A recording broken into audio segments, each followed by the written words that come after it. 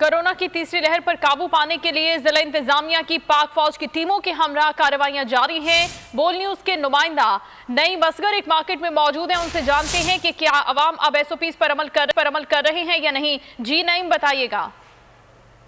जी बिल्कुल, कोरोना की तीसरी लहर पर काबू पाने के लिए जिले इंतजामिया की जानिब से हिदायत जारी की गई थी कि तमाम कारोबारी मराकज शाम 6 बजे बंद कर दिए जाएं और जो होटल्स पे आउटडोर डाइनिंग हो रही थी वो भी बंद कर दी जाए। तो इस हवाले से इस्लामाबाद के मुख्तलिफ इलाकों में हमने देखा है कि एसओपीज पर अमल दरामद करवाया जा रहा है। मेरे रकम में इस वक्त जो मार्केट है वहां पर भी आपको नजर आ रहा होगा कि दुकानें जो है, जो मुख्तलिफ कारोबारी मराकज हैं वो बंद है।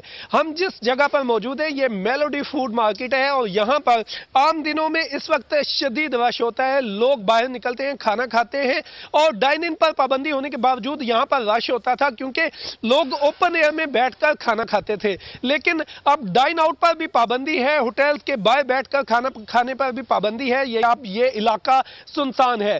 जिले इंतजामिया की टीमें मुख्तलिफ इलाकों में छापे मार रही है। बहुत शुक्रिया नईम असगर।